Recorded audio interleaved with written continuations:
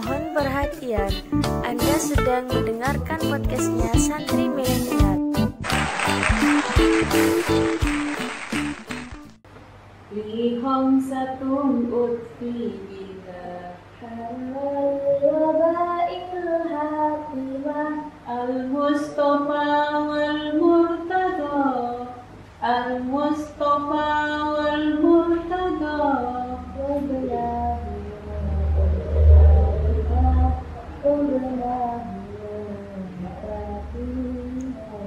Ya Allah biha ya Allah biha Ya Allah bi husnil khatimah Ya Allah biha ya Allah biha Ya Allah bi husnil khatimah. Assalamualaikum warahmatullahi wabarakatuh. Selamat siang dan kembali lagi bersama saya Lailatul Badriyah di acara podcast Majlis Sa'adah. Nah, pada kesempatan kali ini kita kedatangan bintang tamu yaitu Kak Wiwi. Beliau adalah salah satu alumni dari Pondok Pesantren Majlis Sa'adah tahun angkatan 1995 sampai 2000. Nah, mungkin untuk lebih jelasnya kita langsung ngobrol saja bersama Kak Wiwi. Assalamualaikum Kak Wiwi. Waalaikumsalam warahmatullahi wabarakatuh. Gimana kabarnya Kak? Alhamdulillah, sehat walafiat. Keluarganya? Sehat juga tanpa yang soal apapun. Nah, sekarang kan kami mengundang Kakak untuk mengisi acara podcast kali ini. Bisa sharing-sharing gitu. Oke. Nah, yang pertama, bagaimana awalnya Kak Wiwi ini kok bisa mondok? Terutama bisa mondok di sini. Sebenarnya kakak itu nggak suka mondok dulunya. Kakak itu sangat tomboy. Sepupu kakak tuh banyak deh. Dan dari sepupu kakak itu banyak yang cowok. Sependapat aku ya banyak yang cowok. Jadi saya itu ngikut-ngikut cowok kayak main layangan, main kelereng kayak gitu.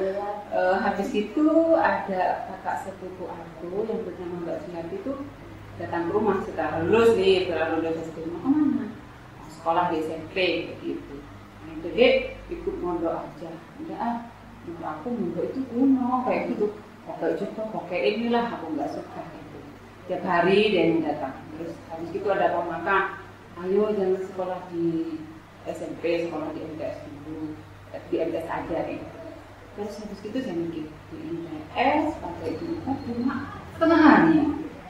Habis pakai uniform dari pulang sekolah gimana? Gimana ya mikir oh ya sudah saya teruskan masuk mondok di pesantren Majlis Sa'adah ini. Habis itu sangat asik mondok di pesantren ini karena temannya. Terus kakak bisa kenal dari mana-mana sudah temannya yang ada dari Kalimantan, Sanggaran, Lukapun, Pandagulang, ada yang dari Monca, dari banyak ya.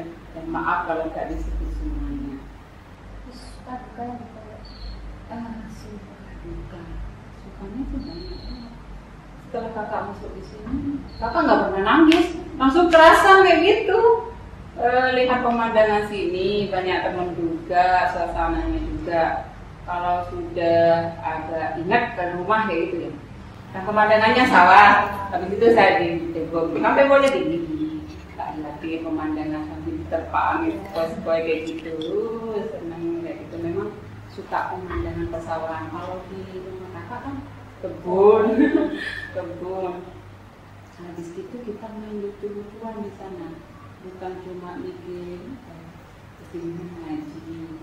Kita belum dulu sebelum subuh harus bangun, ya kan?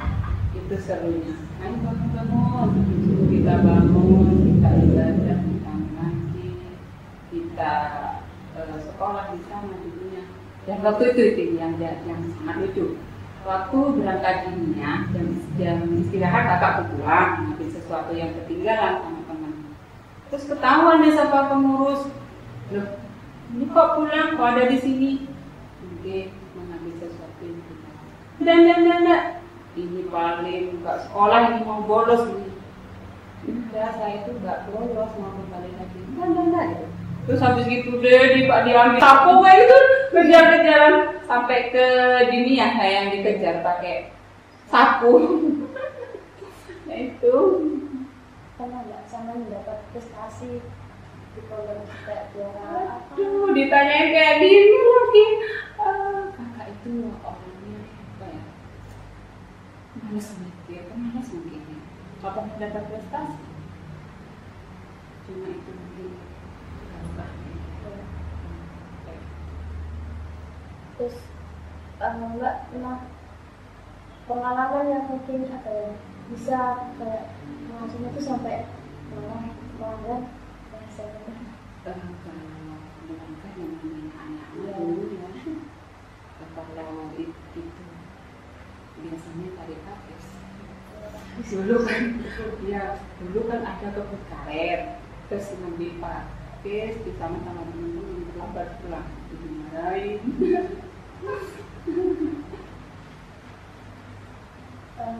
Dulu Mbak MTS-nya di sini berapa Iya. Mas? Kelasnya? Satu kelas 25. Yang banyak yang kakak itu di sana dari kelas 1 masuk 10 besar itu aja. Ada di 6, 7 kayak gitu. Nggak pernah sampai di nomor 1 tapi berdua. Pengalaman yang pernah jalan di MTS selama di MTS yang paling berkesan.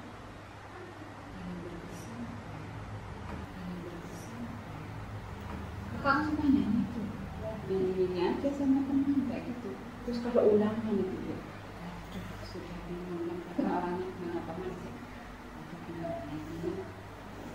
Mohon jangan ditiru ya. Biasanya kakak kalau sudah pusing itu ambil tulis kertas ditulisin bismillah kayak gitu sudah. Hilap gitu kayak gitu. Kayak jatuh. Mohon jangan ditiru nih ya. Tapi sepertinya sampai sekarang masih berada ada gitu. Kayak gitu. Ada sih yang Kok ada warisan ya? Mohon dihapus dong warisannya. Dia dong belajar. Terus kan terkait tentang Presiden Joko Widodo pernah mengatakan pesantren merupakan pendukung utama dalam pembangunan karakter bangsa. Wow, keren banget. Iya, saya sama setuju itu. Karena di pesantren itu membuat apa ya? Perempuan yang benar-benar perempuan kayak gitu. Dianya itu bisa mengatur keuangan, bisa mengatur apa ya? Kayak kedisiplinan, mengatur waktu kayak gitu. Sebelum subuh kita sudah bangun, sudah terjadwal, sudah melakukan ini sudah ada jadwal. Aku ingat. Terus kira-kira metode apa yang cocok untuk membangun atau membentuk karakter pada santri itu sendiri? Menurut aku mengadakan lomba tiap bulan. Misalkan kayak tiap tema kayak gitu. Kita di pesantren itu mengadakan seperti lomba rias, lesson, melukis, menyanyi. Misalkan kalau nggak suka menyanyi dengan kita bisa menyanyi sholawat kayak gitu. Itu menenangkan, bisa membentuk karakter anak-anak yang biasanya hanya menonton baca kitab, terus hanya menonton baca mengaji kayak gitu. Jadi mengadakan seperti lomba-lomba itu. Itu bisa membentuk karakter gitu. Iya, karena kita kalau sudah pulang belum pasti semuanya ngaji seperti Pak Ustadz kayak gitu. Ada yang jadi kameramen kayak gitu, ada yang jadi penyanyi, ada yang jadi pelukis, ada yang jadi di busana kayak gitu. Tata rias juga. Terus terkait kakak sendiri terasa nggak setelah lomba itu manfaat dari lomba itu terasa Alhamdulillah terasa banget yang dulunya kakak sama tomboy itu cuma pakai celana pendek rambut pendek itu sekarang sudah bisa berjilbab, pakai rok panjang begitu. Dan perlu kalian tahu jilbab itu sangat-sangat berguna. Jilbab itu menutupi kekurangan kita. Misalkan kita nggak pakai perhiasan, nggak pakai anting, kalau keluar kita malu. Biasanya tetangga pakai kalung yang besar, kita nggak pakai kalung. Nah kalau sudah berjilbab kayak gini, otomatis kan nggak kelihatan. Aku pakai anting kah, aku pakai kalung kah, kan nggak kelihatan. jadi bisa menutupi rahasia-rahasia negara. Selain menutupi awal, kita bisa menutupi rahasia itu. Terus menurut Mbak itu pengalaman kakak, apakah mondok itu juga harus lama, terus tahun, tahun? Menurut aku jangka panjang itu sangat mendukung. Ya tergantung barokahnya. Kalau kita memang serius, fokus di situ, walaupun cuma 1 hari itu sangat berguna. Apalagi yang sampai bertahun-tahun ya sangat mendukung kayak gitu. Nah, sekarang kesibukannya Kak Uli apa? Selain jadi ibu rumah tangga, kakak itu menemani anak-anak kecil kayak gitu. TK. Oh ada. Ya. Pengalamannya selama ada TK? Kalau jadi guru TK tuh deh nggak sama dengan guru-guru yang lain, misalkan dengan dosen ataupun guru MI, guru SD, guru SMP, SMA kayak gitu sangat beda. Menurut aku sendiri guru-guru TK itu harus hebat sih, walaupun nggak hebat harus hebat. Dianya itu pagi-pagi, liatin bayangin ya, macam pagi-pagi udah cantik kayak gitu ya. Ke sekolahan nyapu, bukan kayak guru-guru yang lain masuk kantor, enggak. Kita nyapu dulu karena nggak punya pak kebun. Jarang guru TK itu yang ada tukang kebun yang kayak gitu. Kita nyapu di situ, habis nyapu kita sudah bersih-bersih baru menyambut anak. Nyambut anak ditemenin anak-anak itu. Kan anak kecil lagi. Nggak sama dengan SMA. Dianya itu nangis, kita gendong, harus jadi ibu, bisa jadi bapak, bisa jadi kakak, bisa jadi guru kayak gitu. Apalagi sudah berantem, terus umblan kayak gitu. Wah, sibuk banget. Itu apa nggak ada orang tuanya yang jaga? Masih TK tuh biasanya ditungguin. Ada yang diantarin, ada yang enggak. Kalau sudah nangis, umpulan kayak gitu, lumayan repot, kita harus siap tisu. Nggak sama benar. Menurut aku pemerintahan sangat apa ya, harus sangat mendukung guru-guru TK.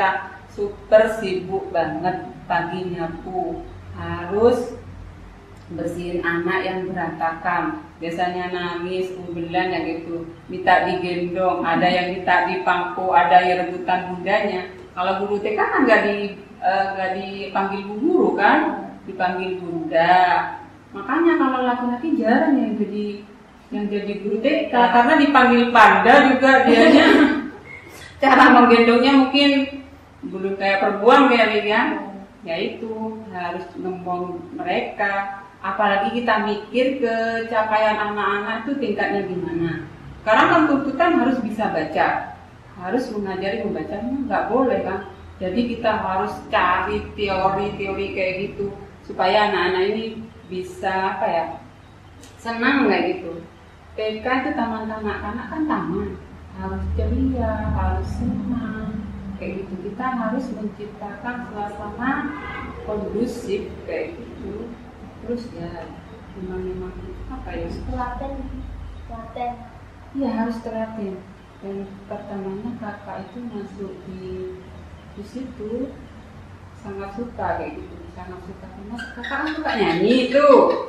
Iya di TK itu harus bisa membaca, harus bisa menari, gurunya harus bisa menari kan, bisa menari, bisa menyanyi, mengajarkan ABC 1, 2. Kalau guru kayak dosen kan, misalkan pelajaran ini cuma fokus di situ. Kalau SMA kan cuma matematika. Kalau guru TK itu sangat beda. Kita harus bisa nyanyi, bisa menari, bisa ngomong itu juga. Pokoknya gimana ya?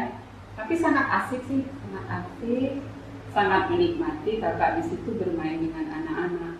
Katanya sih guru-guru TK itu banyak yang awet muda kayak gitu karena banyak bercanda dengan anak-anak kecil kayak gitu. Yang kayak gitu deh sudah, kalau sudah berbaur dengan anak-anak TK sudah jadi anak-anak juga kayak gitu. Jadi itu sangat bagus. Sangat suka di situ.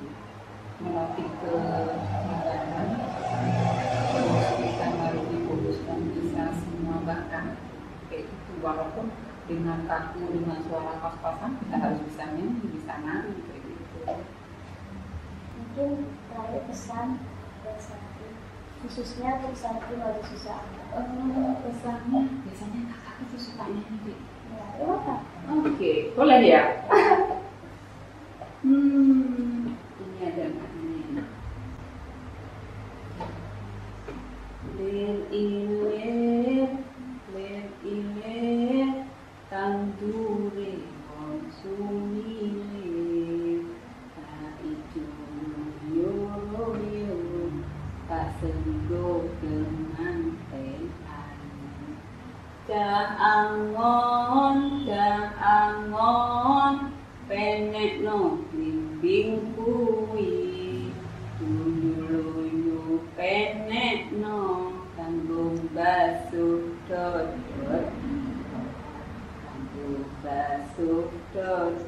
piro.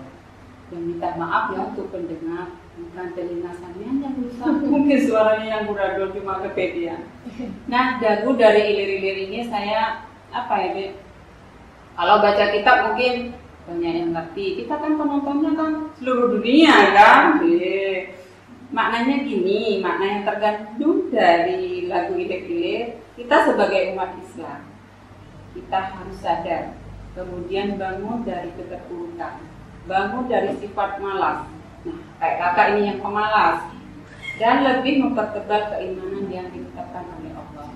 Jadi pesan kakak itu, selama kalian masih di pesantren, kalian harus fokus, harus jangan bermalas-malasan, walaupun satu lembar itu dibaca.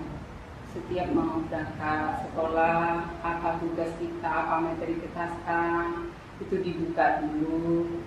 Habis itu malas, kata malas itu pendeknya belum kayak seperti 5 waktu. Apalagi ibu-ibu ya, kayak saya ini kadang ngerupi atau kadang nonton TV, main HP kayak gitu. Sholat kayak gitu, masih jam berapa ini, dilulur-ulur kayak gitu. Jadi dengan nyanyian itu kita mengingat jangan malas-malasan.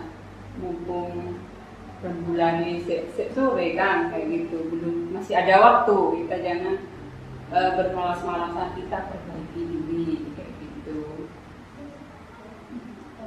Sebelumnya terima kasih karena sudah menyempatkan waktu mengisi podcast. Mungkin cukup sekian podcast kali ini.